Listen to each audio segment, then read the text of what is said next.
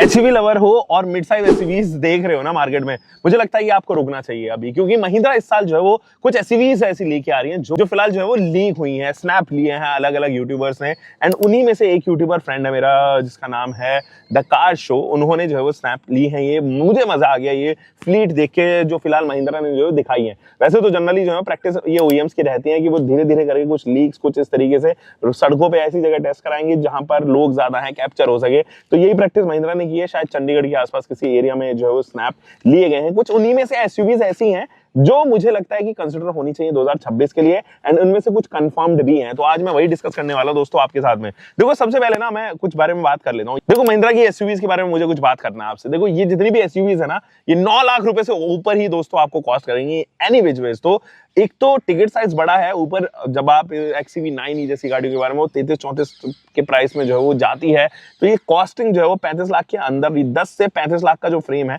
ये बड़ा फ्रेम है, ये कोई छोटा फ्रेम नहीं है। और ऐसे में महिंद्रा ने जो 2025 में किया है वो ग्रैंड सलूट है भाई महिंद्रा को, क्योंकि सेकंड ओईएम बन गई है बेस्ट सेलिंग। और मारुति सुजुकी की जो सेल्स है ना उनको तोड़ना इजी नहीं है भाई, 23 लाख यूनिट्स, और महिंद्रा जस्ट सेकंड पे आके 6 लाख यूनिट। अब अंतर देखो, तकरीबन 4 गुने का अंतर है, और ये अंतर जो है वो इस तरीके से कम नहीं हो सकता। मारुति के ऊपर भरोसा है लोगों को, उनकी एंट्री लेवल गाड़ियां हैं, सीएनजी में डोमिनेशन है और साथ ही साथ हाइब्रिड के अंदर डोमिनेशन है, आइस में डोमिनेशन है। तो छोटी गाड़ियां हैं, टिकट साइज छोटा है इसलिए ज्यादा बिकती भी हैं। बट महिंद्रा का जो ये सेकंड नंबर पे आना ना, ये इट इज कमेंडेबल भाई, ये बहुत इंपॉर्टेंट है। लोग एसयूवीज को लिए फिलहाल तो महिंद्रा को कंसिडर कर रहे हैं। सबसे पहली चॉइस के बारे में बताता हूं, लेकिन उससे पहले दोस्तों मैं देख रहा हूं यार आप में से कोई सब्सक्राइब ही नहीं करता है। मतलब ऐसा क्यों कर रहे हो? आप वीडियो पे आ रहे हो, देख रहे हो, लाइक कर रहे हो, पसंद कर रहे हो, अच्छा वॉच टाइम देख रहे हो, बट सब्सक्राइब नहीं कर रहे हो। दोस्तों सब्सक्राइबिंग इज इंपॉर्टेंट, क्योंकि सब्सक्रिप्शन से हम इंस्पायर होते हैं, हमारे लिए मोटिवेशन बनता है। वो सब्सक्राइब कीजिए ना दोस्त।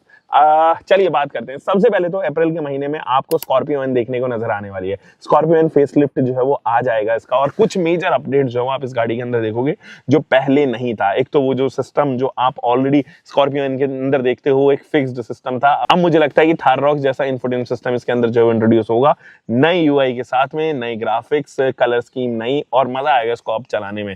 वायरलेस एंड्रॉइड ऑटो एप्पल का आप लेगी जो आपकी शिकायत रहती थी वो अब ये डिसॉल्व हो जाएगी, और साथ ही साथ आप इसके अंदर वायरलेस चार्जिंग, वेंटिलेटेड सीट जैसे ऑप्शन भी देखोगे। आप ये चीज और नोट करना कि इस बार पैनोरामिक सनरूफ जो है वो स्कॉर्पियो एन के अंदर आने वाली है। जो स्नैप्स आई हैं उनसे पता चल रहा है कि स्कॉर्पियो एन के अंदर बड़ी सनरूफ अब आई है, जिसमें फंक्शन ऑब्वियसली वो हाफ वे होगी। नए सेट ऑफ एलॉय व्हील्स आप यहां पर देखोगे, नई क्रोम ग्रिल, नए हेडलाइट यूनिट्स, नई टेल लाइट यूनिट्स, उनके अंदर जो ट्विकिंग यहां पर आप देखोगे, और ये कंप्लीटली फ्रेश हो जाएगी। वो सारी चीजें जो अभी XUV 7XO के अंदर आई हैं उनमें से कुछ चीजें जो है वो उठाकर इसके अंदर इंट्रोड्यूस कर दिया जाएगा। एलेक्सा जैसे आप यहाँ पर चैट जीपीटी वगैरह, आई थिंक चैट जीपीटी भी इसी के अंदर आया था, तो आप उन सब चीज़ों को यहाँ पर देखोगे इंट्रोड्यूस होते हुए। एक नया इंस्ट्रूमेंट क्लस्टर भी आप ऑफर होते हुए देखोगे। आई बिलीव कि ये जो है वो नीडल बेस्ड एनालॉग जो है वो यहाँ पर इंस्ट्रूमेंट क्लस्टर ही रखेंगे, एंड वो ज़्यादा लुक फील भी देता है एक बल्कियर एसयूवी जैसे स्कॉर्पियन को। देखो स्कॉर्पियन के अंदर कोई भी मैकेनिकल एस्पेक्ट में बदलाव नहीं होगा, सस्पेंशन सेटअप सही रहेंगे, सेम रहेंगे, सेम ही इसके इंजन ऑप्शन भी रहेंगे। आप डीजल चाहो पेट्रोल चाहो सेम ही रहने वाला है। 2.2 लीटर का एमहॉक एंड 2.0 लीटर का टर्बो TGDI जिसको हम एमस्टैलियन कहते हैं वही रहने वाला है। तो अगर आप एक्सपेक्ट कर रहे हो कि कुछ माइलेज में डिफरेंस आएगा, परफॉर्मेंस में डिफरेंस आएगा, ऑटोमेटिक ट्रांसमिशन में चेंज आएगा या मैनुअल ट्रांसमिशन चेंज आएगा, उसमें कोई बदलाव नहीं आना है, क्योंकि ये नई जनरेशन नहीं है दोस्तों। It is a new facelift अवतार ऑफ स्कॉर्पियो एन। दूसरा जो सबसे बड़ा फैक्टर इस गाड़ी के ऊपर रहने वाला है आने वाले टाइम में, आप स्कॉर्पियो एन के ऊपर बेस्ड एक पिकअप ट्रक देखोगे दोस्तों। ये पिकअप ट्रक जो है वो ऑब्वियसली वो जो गैप आप यहाँ पर देखते हो ना पिकअप ट्रक का इंडियन ऑटोमोबाइल इंडस्ट्री में, वो कोई भी अभी ब्रांड जो है वो फिल नहीं कर पाई है। टोयोटा ने कोशिश की है, इसूजू ने कोशिश की है। इसूजू इसीलिए बिकती थी क्योंकि वन एंड ओनली प्लेयर था। अब उन्होंने भी डिसकंटिन्यू कर दिया प्रोडक्ट बहुत ही साइलेंटली, लेकिन अपनी वेबसाइट से नहीं हटाया है। और जो हाइलेक्स पड़ती है वो बहुत महंगी पड़ती है। तो अगर आपको कोई पिकअप ट्रक यही कुछ 20 लाख 22 लाख के आसपास मिल जाए तो तकरीबन 15-16 लाख रुपए आपके बचते हैं हाइलेक्स पे जाने से। और इसीलिए महिंद्रा ने इस गैप को रीड किया है और वो स्कॉर्पियो एन के एक पिकअप ट्रक के ऊपर काम कर रहे हैं, जो उन्होंने 2 साल पहले दिखाया भी था, उसका कंसेप्ट वर्जन। हमने इसके लीक्स भी देखे हैं और ये लीक्स जो है वो हमने केवल जो फर्स्ट रो वाला स्पेस होता है और पूरा पीछे जो है वो कार्गो आपको मिलती है, उसके लीक्स देखे थे। बट अब सेकंड रो वाले की लीक्स भी आने स्टार्ट हो गए हैं।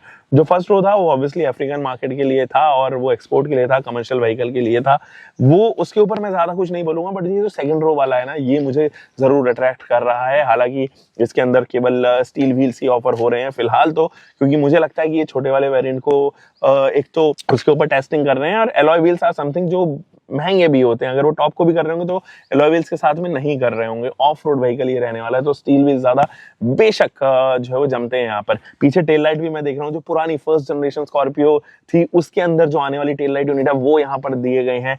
और हेडलाइट यूनिट के तौर पर एक यूनिवर्सली डिजाइन, एक ऐसा डिजाइन जो महिंद्रा अक्सर अपनी गाड़ियों में यूज करता है, वो हेडलाइट यूनिट्स यूज किए हैं, तो ताकि काम बनता रहे, आपको रात में चलने में परेशानी ना हो। तो मेन हेडलाइट यूनिट जो है वो नहीं किए, रिवील नहीं किए, तो वो फेसलिफ्ट अवतार के जो स्कॉर्पियो एन के होंगे वही यहाँ पर देखने को नजर आने वाले हैं। दूसरा जो सबसे बड़ी एसयूवी है जो मुझे इस साल मुझे नजर आ रही है, दैट इज विजन एस, और ये एक्चुअली स्कॉर्पियो के फैमिली का ही पार्ट रहेगा। That is the reason why it is called vision X. हमारा विजन है अभी एस में भी स्कॉर्पियो या एस में भी एसयूवी, कुछ तो एस से आने वाला है। मुझे लगता है स्कॉर्पियो की ही फैमिली का पार्ट रहेगा और ये 4 मीटर के अंदर आने वाली जो है व्हीकल रहने वाली है। अब ये 4 मीटर के अंदर आएगी, दैट मींस कि इसके इंजन ऑप्शन जो है वो 1.2 लीटर, वही जो आपको XUV 3XO में देखने को नजर आते हैं, 1.5 लीटर वही जो डीजल इंजन जो है वो देखने को नजर आता है XUV 3XO में, वही रहने वाले हैं। But suspension would be new chassis, new platform. ये जो प्लेटफॉर्म है एक्चुअली महिंद्रा ने इस तरीके से डिजाइन किया है कि इसके ऊपर आप आइस भी प्ले कर सकते हो, इसके ऊपर आप हाइब्रिड भी यूज कर सकते हो, इसके ऊपर आप इलेक्ट्रिक व्हीकल्स भी जो है वो बना सकते हो, और साथ ही इस तरीके से बनाया गया है कि आप 4x4 भी इसके ऊपर प्ले कर सकते हो और साथ ही रियल व्हील ड्राइव भी आप इसके ऊपर चला सकते हो। तो ये चीज मुझे अच्छा लगा। इसके अंदर भी आपको वही तमाम चीजें देखने को नजर आएंगी जो थार के अंदर आती हैं। आप एक नया इंस्ट्रूमेंट क्लस्टर देखोगे, एक है नया इंफोटेनमेंट सिस्टम देखोगे, साथ ही जो स्टीयरिंग व्हील है ना, ये नया आपको नजर मिलने वाला है और ये XUV 7XO से जो कैरी फॉरवर्ड किया जाएगा। अब thanks and all the credits to भाई द कार शो। और ये जो एसी की वेंट्स है आप यहाँ पर देखोगे तो हेक्सागोनल पैटर्न है, आपके पास में नीचे भी काफी सारे बटन्स हैं, नया इंफोटेनमेंट सिस्टम भी देखने को नजर आ रहा है। हालांकि उसको टेपर जो है वो किया गया है चारों तरफ से। स्टीयरिंग व्हील नया है, नई सीट्स आएंगी, इनके अंदर लेदरेट सीट होगी, most likely panoramic sunroof, just like XUV 3XO, वो वाली जो है वो पैनोरामिक सनरूफ आप इसको ऑफर होते हुए इसके अंदर देखोगे। तो ये तमाम चीजें हैं जो विजन एक्स को एक बेहतरीन पैकेज बनाएगी। बट लेट्स होप कि वो इस साल आ जाए। अगर इस साल आती है तो डेफिनेटली वो तकरीबन दिसंबर के आसपास जो है वो लॉन्च होती हुई नजर आएगी। मुझे उम्मीद इस प्रोडक्ट से एक्चुअली में ज्यादा है, क्योंकि जहां बोलेरो नियो को ज्यादा बिकती नहीं है, बोलेरो जो बेसिक बोलेरो है उसका दबदबा आज भी उतना ही है, ये बोलेरो नियो का एक बेटर ऑल्टरनेट हो सकता है with monocoque chassis and rear wheel drive. Great advantage, ये जो एडवांटेज मिलेगा ना इस गाड़ी को कंफर्ट का as well as off road capability का, वो थोड़ा डिफरेंट होगा और देखने वाला भी होगा। एक छोटा अपग्रेड जो है वो थार के अंदर यहाँ पर महिंद्रा से एक्सपेक्ट कर रहे हैं हम। हालांकि 2025 में उन्होंने जो अपग्रेड लेके आए हैं वो बहुत ही मेजर अपग्रेड थे, और जो अभी नई फ्लीट हमने देखी है, जो मेरे दोस्त ने जो है वो दिखाई है आपको, वो उस फ्लीट के अंदर नजर आ रहा है कि थार 3 डोर के ऊपर नई ग्रिल आ चुकी है जो थार 5 रॉक्स की है, नए सी शेप्ड जो है वो हेडलाइट यूनिट्स आ चुकी हैं जो थार रॉक्स के अंदर आते हैं, एंड कुछ एलॉय व्हील्स का पैटर्न भी जो है वो बदला हुआ नजर आ रहा है। तो इसके अंदर भी जो है हम बदलाव काफी सारे देख रहे हैं, या तो कुछ अपग्रेड इसके अंदर आ जाएगा।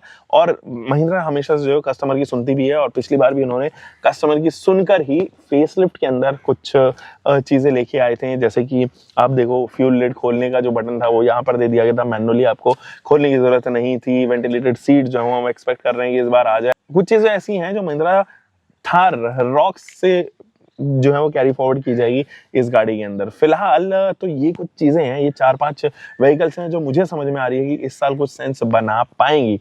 आपको क्या लगता है? Comment section are open for you. हम मिलेंगे दोस्तों एक और नई वीडियो के साथ में। Take care guys.